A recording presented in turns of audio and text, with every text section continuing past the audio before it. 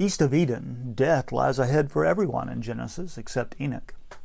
It seems we've already hit rock bottom, with nowhere to go but into the grave.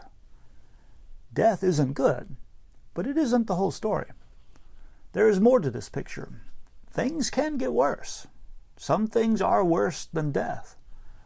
Sin is worse than death. This word was not used to describe what happened in Eden.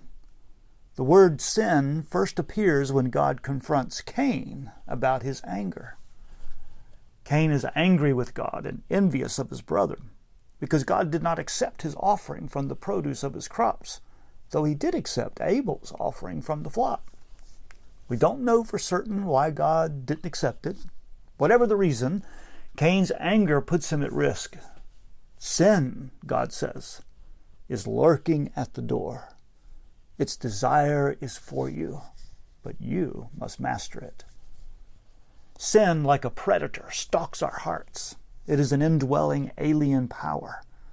Sin wants to take hold of us, enslave us, and render us powerless. Sin wants to dominate, even devour us. We all sense this.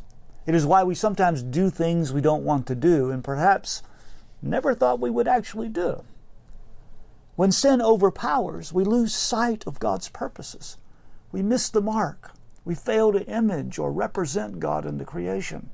Sin turns our purpose and vocation towards something or someone other than God. Sin makes things worse. Cain moved from anger to violence because sin mastered him. When anger is conceived, it gives birth to violence. Jesus understood this. Whoever is angry with another, he said, has already committed murder. Sin erupted in violence when Cain's angry heart lashed out at Abel, whose name actually means futility or nothingness. Cain made his brother's name come to life when he killed him. In the wake of Abel's murder, frustration and futility hovered over life east of Eden. Violence breeds violence. Cain feared this. He thought others might take matters into their own hands and would kill him. His fear recognizes the inner dynamic of violence. Fueled by anger and generating fear, violence has no stopping point. Yet hope is always present within God's good creation, though it sometimes dims beyond recognition. We heard hope when Eve gave birth to Cain and gave him a name which expressed vitality and life. She blessed God with her confession, "I have created a man with the help of the Lord." Adam and Eve were not bound over to evil by their exclusion from Eden.